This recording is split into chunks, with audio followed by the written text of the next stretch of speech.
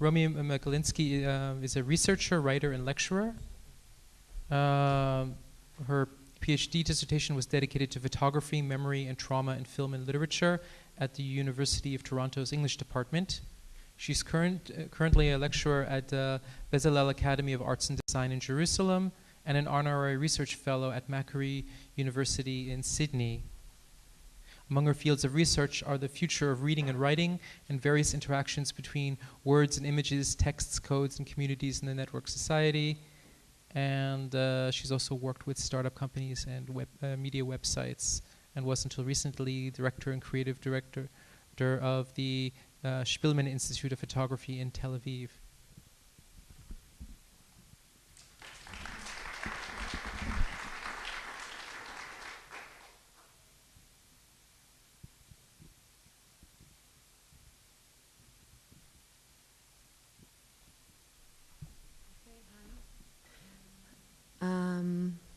I knew that being the last speaker, everybody will probably be exhausted.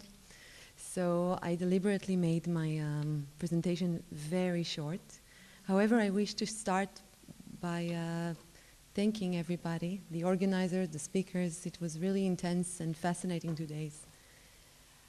So without further ado, I have changed the title of my presentation to the question I was developing while thinking about it, but it has been a few years now since I started researching the haptic aspects of reading. I find that a conference dedicated to synesthesia, and being the very last speaker at this conference in a panel dedicated to synesthesia in the future, offers a unique opportunity for thinking together about the impact of the digital age on our senses. This short paper presents ancient artifacts aside with new inventions, outline possible directions, as well as features both speculations and theorizations about the status of reading in an age of hyperconnectivity, an age in which reading, I will argue, is becoming a multi-layered and an increasingly immersive experience. I wish to begin with a definition of the sense of touch, termed by the late media theorist Willem Flusser. The verb to touch, Flusser writes, into the universe of technical images, means first a blind contact, in the hope of finding something by chance, a heuristic method.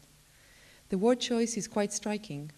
If, for Flusser, to touch entails a contact which is blind, does this mean that seeing is excluded from this experience? Nevertheless, Flusser asserts that a heuristic method is needed in order to find something by chance. The word heuristic, which in Greek means to find or discover, denotes experience-based instrumental techniques for problem solving, a kind of learning or discovery. This method gives a solution which may not be optimal. For example, a rule of thumb, an educated guess, an intuitive judgment, stereotyping, or common sense. Once intuition is brought up, the term heuristic may be linked both to clairvoyance as well as to seeing. This peculiar word choice, therefore, hints that according to Flusser, touch may be blind, but it also involves a certain imagistic capacity. Evidently, all senses enable us to discover or find out more about the qualities of the objects around us. Nevertheless, the reference to chance and the invoking of an investigation method that is intuition-based calls attention to the interrelation between the senses. These interrelations have been repressed in Western culture that was predominated by vision since antiquity, as Martin Jay and others have noted. In an age where reading is becoming increasingly dependent on touchscreens, it is high time for rethinking the spatial relations between the senses. Contemporary researchers, such as Bo Lotto that Mehdi has mentioned earlier, attempt to simulate and create the joining of the senses using virtual digital devices, calling this multi-sensory experience a virtual or associational synesthesia. Reading provides a great starting point for exploring the functionality of some of the senses, be it vision, touch, or hearing, as well as smelling or tasting, but I will not discuss this today, with the digital advent demarcating the boundaries between the senses. I seek to promote a better understanding of the joint senses experience that synesthesia offers through the example I will introduce today. Contextualizing the multisensory experience that reading produces prompts the question whether synesthesia has become a paradigm for reading in the digital age, whereas previously, as some of you know from first-hand experience, it was deemed as a very specific, private, and even personal way of experiencing the world. Image-making mechanisms were invented, namely, to produce improbable, informative situation, to consolidate invisible possibilities into visible improbabilities, writes Flusser. Flusser often calls this mechanism apparatuses, whose function is to produce, store, and distribute information.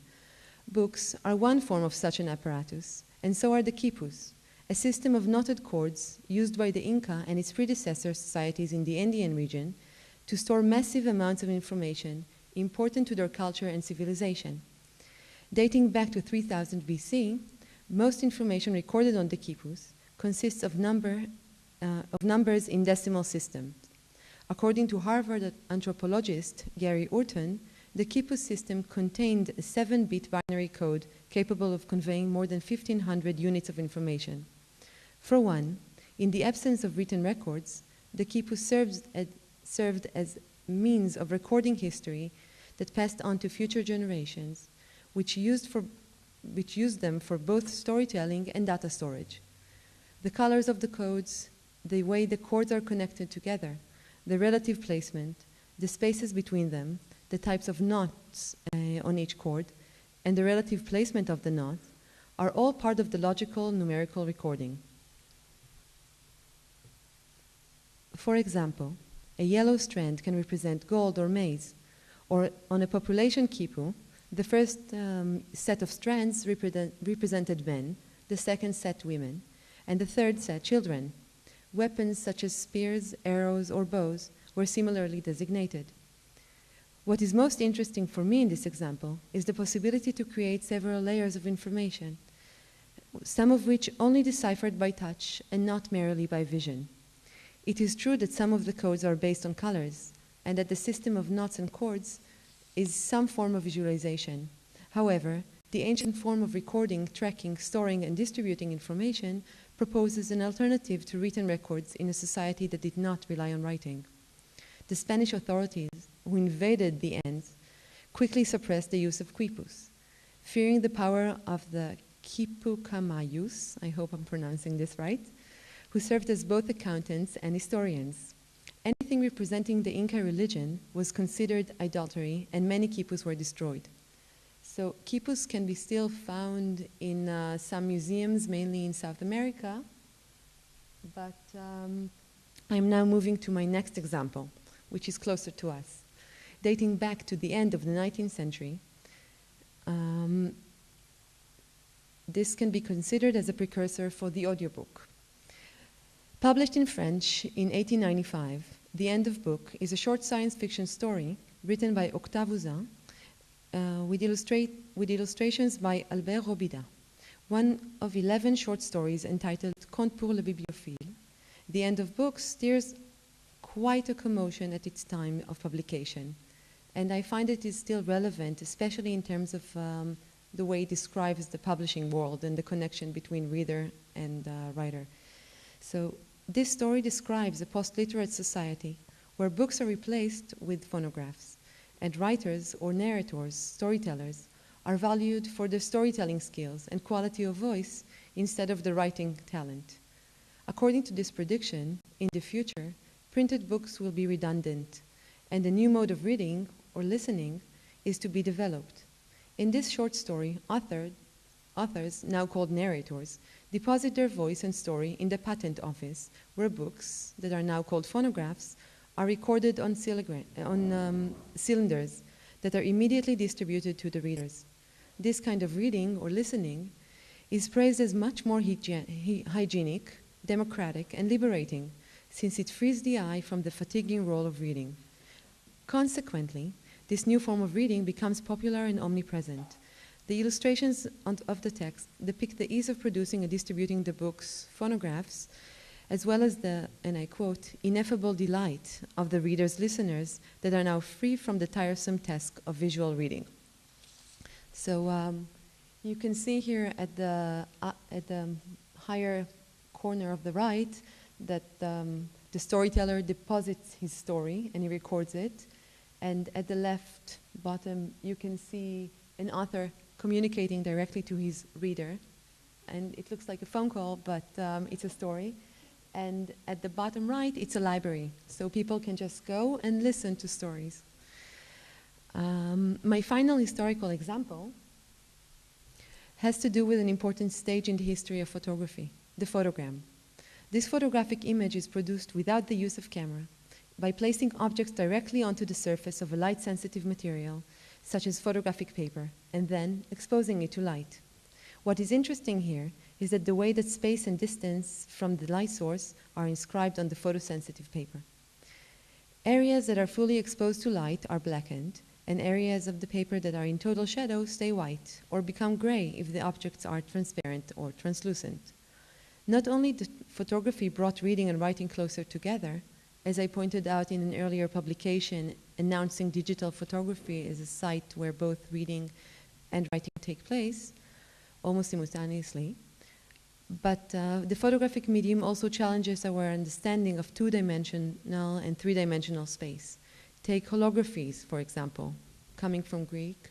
Holos means whole, entire, or complete, and graphy means writing, and holograms, that thanks to technological advent during the 60s, displayed three-dimensional images on a two-dimensional surface.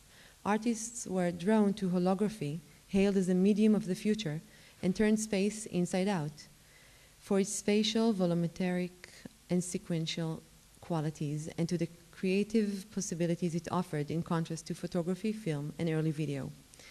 Let us now linger for a short while on the photogram before us. Mikulinsky played a key role in the Bauhaus in Weimar, and Dasso as a painter, graphic artist, teacher, and impatient advocate of avant-garde photography. He produced the image we look at without a camera by placing his hand, a paintbrush, and other objects on a sheet of paper, and exposed it to light. While the simple process was practiced by photography's founders in the 19th century and was later popularized as a child's amusement, avant-garde artists of the 20th century revived the photogram technique as a means for exploring the optical and expressive properties of light. With this shadow image of a hand and a paintbrush, Mikulinsky ambitiously suggests that photography may incorporate and even transcend painting as the most vital medium of artistic expression in modern times. I do not have the time to address the rich context of this evocative image, but I wish to juxtapose it with a short quotation by Mark Patterson, who wrote in The Senses of Touch, Haptics, Affects, and Technologies, that referring to Descartes' concept of seeing with the hands, Patterson concludes that, and this is a quote, this analogy, interpreting sensory data from one modality, touch, in terms of another, vision, was to be pervasive, informing successive philosophical debates and thought experiments throughout the Enlightenment. Going beyond this historical moment, I wish to draw on Patterson's investigation of the role of touch within the long historical reach of spatial imaginary, and to rely on his assumption of the equivalence of the senses, substituting hands for eyes, touch for sight, promoting an understanding of sensory perception as, and this is another quotation, straightforwardly cross-modal,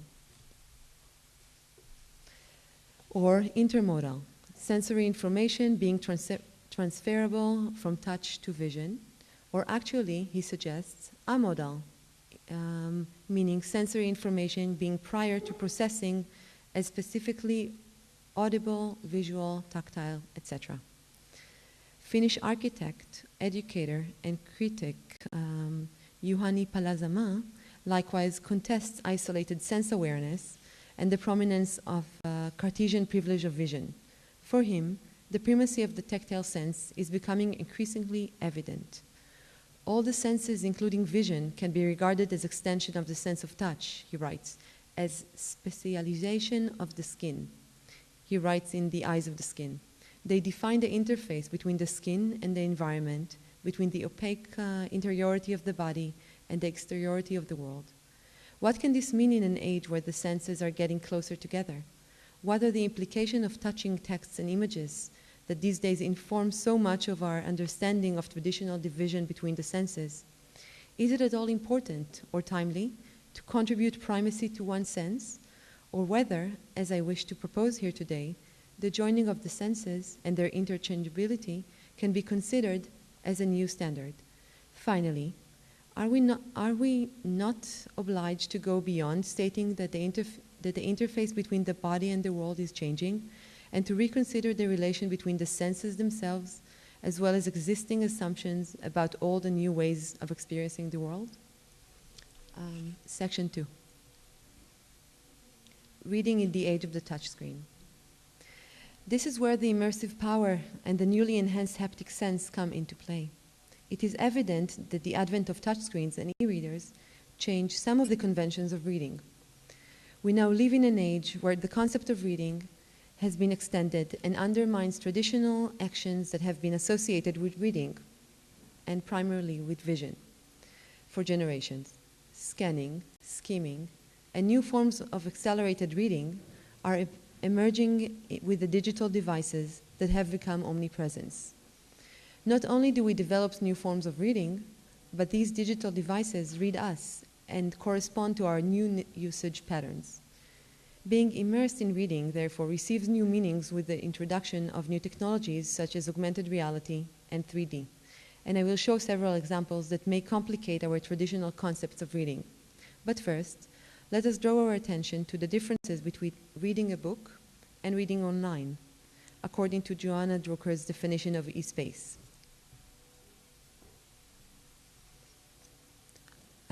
So, the dynamic space of the screen display has fundamentally different capabilities than a static printed page.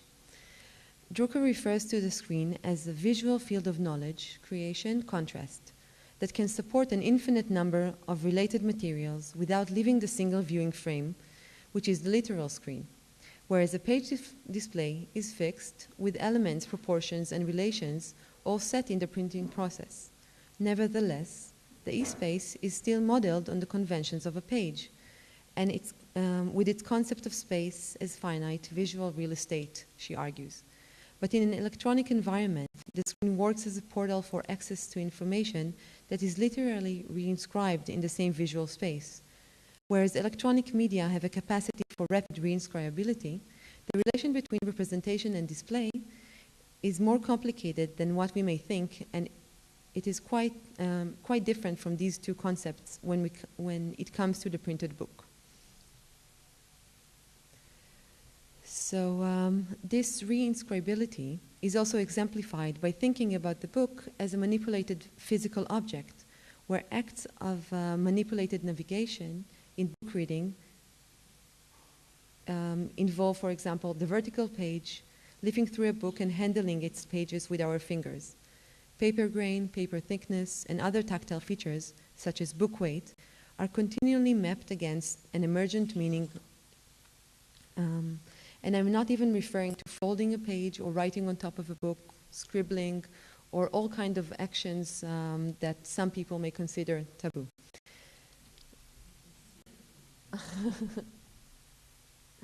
Okay, so allow me to encapsulate. A book, unlike the web page, does not refresh. Some things can be added, erased, but the material substrate does not reconfigure anew. The model of the page as a visual knowledge space is that it is flat, finite, and fixed.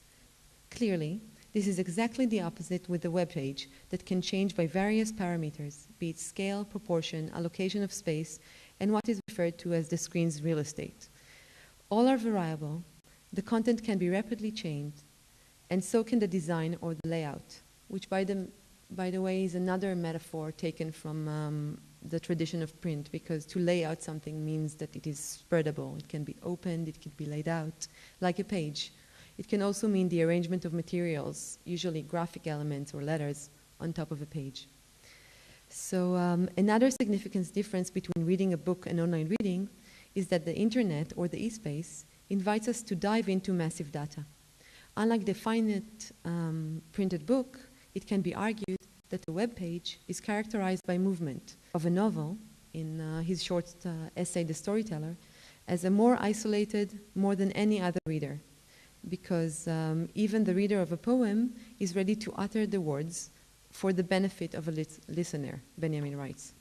Keeping in mind the readers turned listeners from Uzan's short story, it is tempting to reinstate that reading in the digital age is less isolated and has become an experience that involves others who may be within reach online, be they the writer, the community of readers, and of course the publishers that are lurking behind those e-readers and are ready to manipulate and do all kind of statistics based on our reading habits. Okay, section 3. Haptic reading, man-machine interface. In the previous two sections, I've overviewed several theorists and featured pre-digital artifacts to demonstrate a possible convergence of the senses that evolves around reading, be it with our hands or with our ears. Nowadays, with computer reading us and e-readers scanning our usage patterns, tracking our mouse or eyes movements, the experience of reading is changing. The reading is incessant, with the devices reading us and the creation of an immersive environment where both data and body movement are affecting the engagement in the act of reading. So clearly my definition of reading is very wide. I'm especially interested in the prosthesization of the human body, a concept raised earlier in several talks, especially by Brigitte Schneider yesterday, but also in the body becoming a surface for reading, as at the same time, the information is extracted from our own body.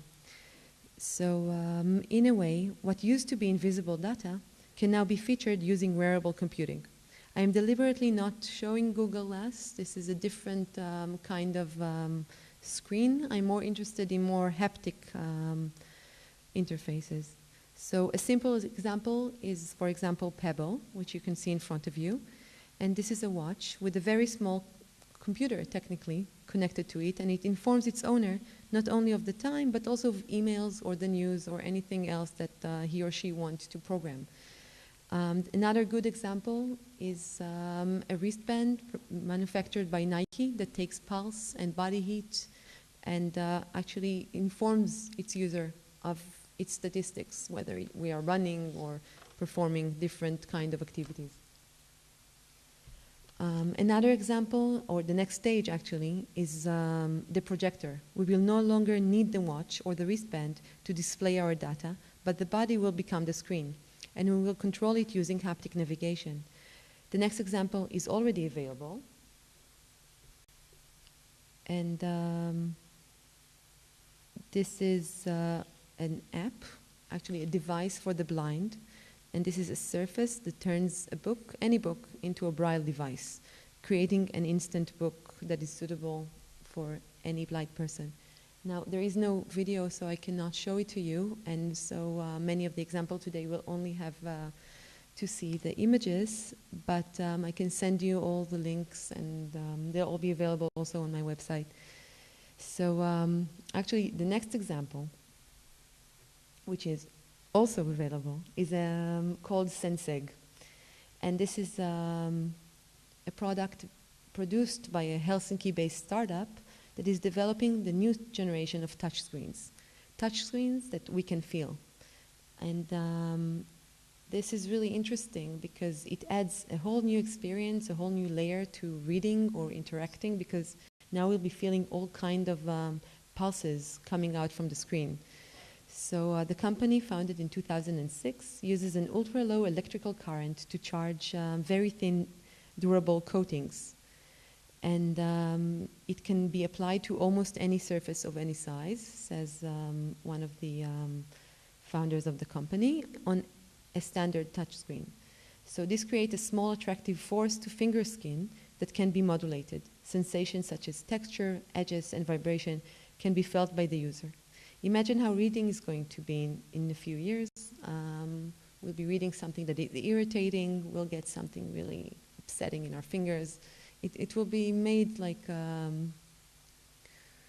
a whole different experience, more closer to what we know today from children's books, children ebooks. But I don't know how this will be evolving, but it will go beyond merely decorating the reading experience. So lots of possibilities there. Some of them can be a bit scary. Finally, and this is where I'm really missing the videos, I wanted to introduce to you 2 apps. One of them, the one you see in front of you, was produced in Japan, and it is very successful.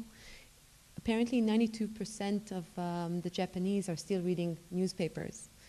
And one of the tasks that the producer of this app, a Tokyo journal, decided to take upon itself is to make children more involved in reading a newspaper. So in the ad, you can see a father and a child, or a mother and a child, reading a newspaper together. And the child can hover his smartphone on top of the computer, and he has layers, different layers that he can address depending on his age. Some of them are very animative, others are just colored for kids who can read, for kids who cannot read. This is really nice application. And of course, it also has commercial uses. And one of the reasons why this app is so successful is because it's been endorsed by several commercial companies, flight companies. I think even Coca-Cola endorsed it. So another example, a more poetic one, is actually called from page to screen. And this is a book that has a chip in it, and while you are holding the book, it actually performs some kind of animation around you. So there is a special field created between the reader and the computer screen, as if it is coming out towards us. Now, all the movements are manipulated by the way I'm holding the book, and the words themselves are animative and reacting to the way we are reading. So this is a very nice example that I cannot show you. However, Kinect is another place that I think is going to be very interesting for us to think about when it comes to reading. I don't know if you agree with me, but a computer cannot really see, it can process, but we refer to it as reading information. So what Kinect, that was produced by Microsoft, is doing is drawing on different technologies, face recognition, movement recognition, as well as different camera uses. They create a certain depth, and the users can now react with the screen. Like the user becomes a controller. And this was massively successful in the US. Millions of such devices were sold within a month. And what was another really big boost for this app was the fact that it became a favorite of hackers. For some reason, I'm not sure if it was meant to be hacked or not, whether the Microsoft people planned this to be a promotion kind of stand, but there is a website called Kinect Hacks, and lots of new artworks or all kinds of games were created by different hackers. And there are so many inventive ways for the computer to read us or to see us, and for us to create with the computer. Different aspects such as, and there are so many inventive ways for the computer to read us or to see us, and for us to create with the computer. Different aspects such as movement and the depth of the room or different objects are all being processed, and together they create some kind of new creation, new artwork, or just new ways to interact with the computer. And this brings together movement and a certain new space that is created between the user and the computer, as well as evolving, of course, seeing. So to wrap up, as I try to propose in this short paper, synesthesia has now gone beyond merely being a private human condition of a selected few, 4%, Agnieszka suggested today, but rather it may be now a condition that is shared thanks to technology and its effect on human perception and body. So if we draw on comments and presentations that we've heard here today, so the plasticity and the adaptability of the brain and the advent of technology enable us to create more and more, let's call it, creative tools to explore the way our senses are connecting, joining, separating, or interacting with each other.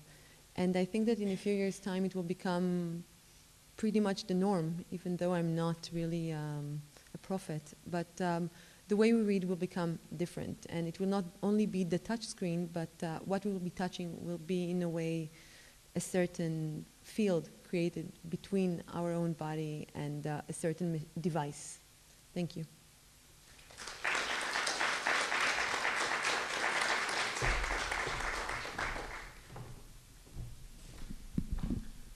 Thank you very much, Romi, for a really fascinating paper.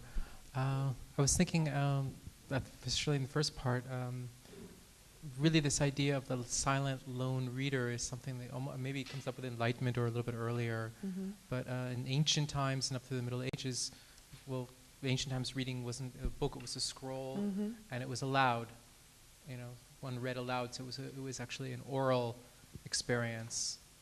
And you know, it's really the visual experience, I think, is something that connects with this Enlightenment thing, and that it's very much an era that is coming to an end on many levels due to new technologies and changes.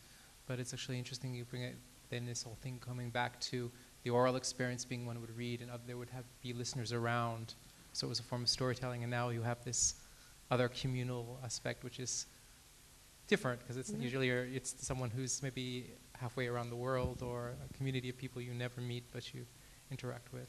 There are also many experiments taking place on Twitter, actually, with writers writing books together with readers, and readers turning into writers, which is another prophecy of Walter Benjamin. And this is interesting to see how technology fulfills certain aspects of that were, of course, predicted, whereas others are not being fulfilled. But what is interesting is that new words are entering language, and whereas others are being brought back. So scrolling, of course, and the way we now return to more ancient ways of thinking about the book, because there is no real sense of body when it comes to an e-page. Like the web page is actually inscribed differently on a brain. Like I can remember where I read a certain sentence if it's on a physical book, but I will not remember its placement within a disembodied web page or e-text or e-book. Yeah, other comments, questions? Maybe start here, and then Katerina. Thank you very much for the very interesting talk. But my impression is that when you talk about reading, you have a very general understanding of reading. It's almost like a general term to describe the way we capture information, right? And if I can pose this question, I would like to go back to what we understand by reading, Mm-hmm. and what you think about that, especially when you reading and writing, when you refer at the very beginning to Willem Flusser's work, and if we really read his work, then actually there is a lineage of there is a relation between writing and image, right? So first we have to through drawing we deal with object, and then we have writing, and then we have what you call the technical image, Mm-hmm. that also produces technical imagination, so on and so forth. So in this process of writing and reading, there's by technology, or in technology, there's kind of specificity and a kind of lineage, or what we say evolution.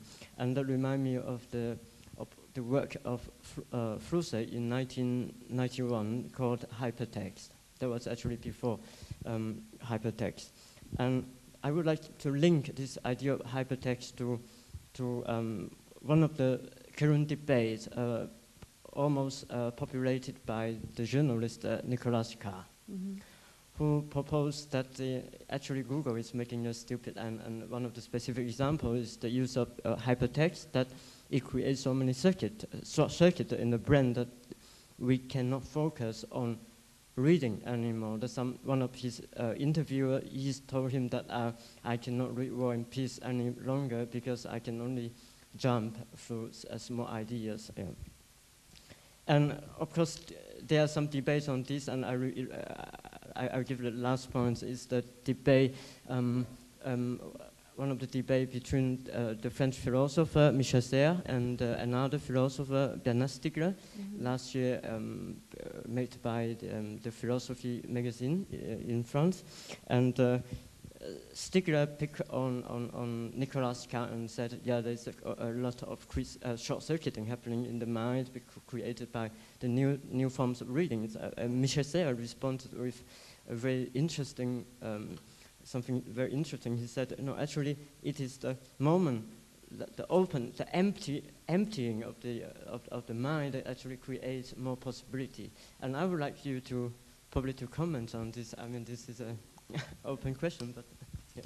So first of all, thank you for this great comment that takes us to so many different ways and possible threads.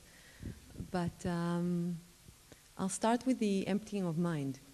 Maybe there is something Zen with all those uncountable and endless possibilities of reading that we now have online. And now I'm referring to the normal way of reading, that men or women sitting in front of a computer screen or any kind of screen and reading.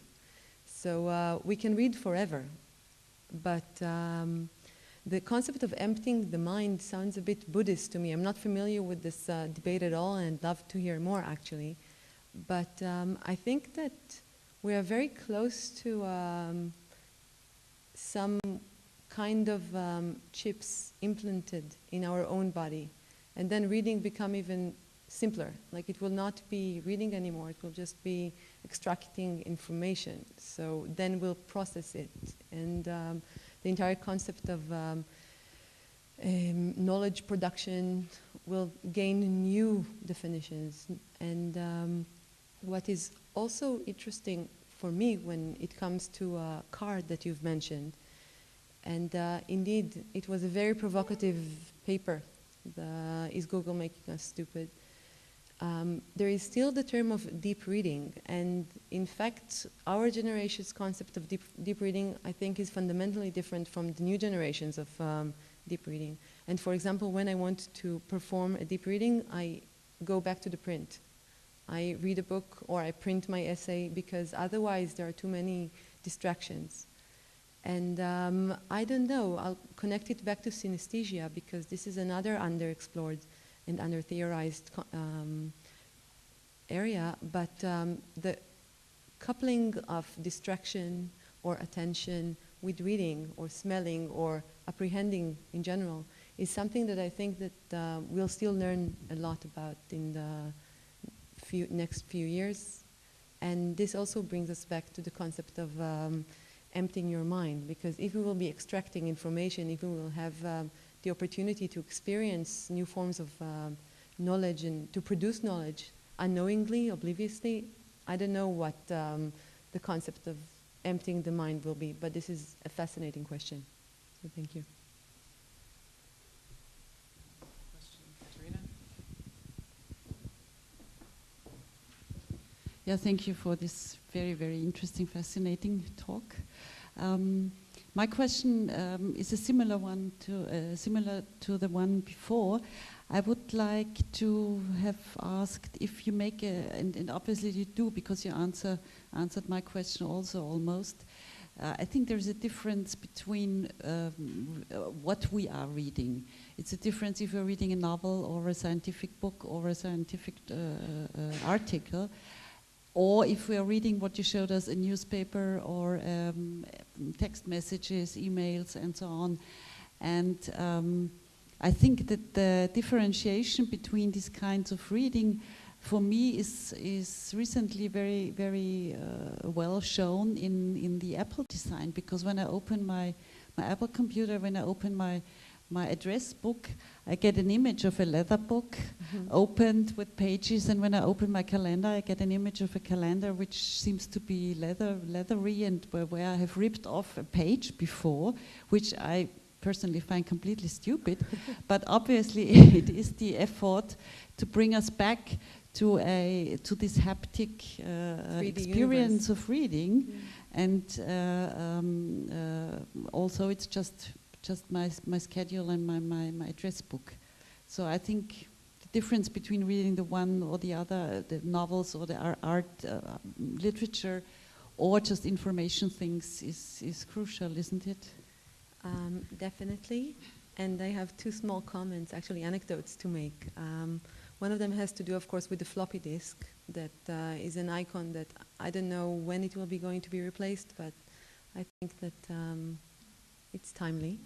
And the other point has to do with the research I made about apps that have to do with religion. Apps for Christians, apps for Jews, apps for Muslims, and how do you translate what an Orthodox Jew or devoted Christian would want to do with their iPad or iPhone. So that was also interesting, and at the moment it is quite dull. I don't know if in the future we'll have all kind of pop-up Jesus figures and Las Vegas-like features, but at the moment you have, for example, for a Muslim devotee, a compass showing you where you should pray, to which direction Mecca is, and you have all kind of, well, I think it's funny, but you need to play like Scrabble with the famous passages from the Bible, from the... It's just funny how they take it into a very, very dull and at the moment not very imaginative, but I assume that in the future we'll have new rituals. And this also brings me back to smell, and this is a comment I wanted to make in your presentation, Caro, about the smell in rituals and the sense that burning things took in the past. So speculating once again, I assume that within a few years, once smell could be simulated, we'll have very interesting combinations when it comes to ritual, to all kind of religion apps and other forms of devotion that will be performed online. But I'm not developing any hopes at the moment, so yeah. Okay, other questions? Or we can also bring up topics, okay, in the final discussion. One question concerning this classification of Patterson that you were bringing up here in concerning the kinds of processing perception in cross-modal, intermodal, and amodal. And this amodal I find very interesting. It was defined as sensory information prior to processing as audio, visual, tactile, and so on. Is that... I lost the context, to be honest. Sometimes I make also the experience of emptiness if I have an information overflow. And maybe you can give me the context again, and in how is it relevant concerning reading, and what kinds of research has been done concerning this amodal state?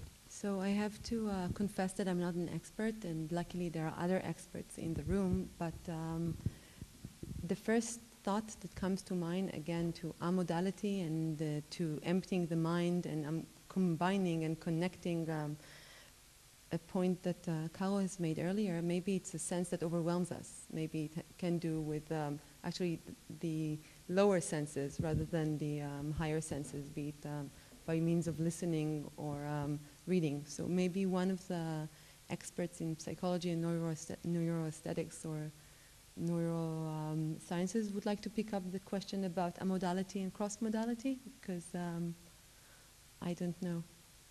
I can't really think of one, and I'll have to get back to you on that. What it reminded me of is, which comes from another field, but of the work of Benjamin Libet. I mean, this where you have action potential prior to a perceived decision that has to be done in the task of an experiment.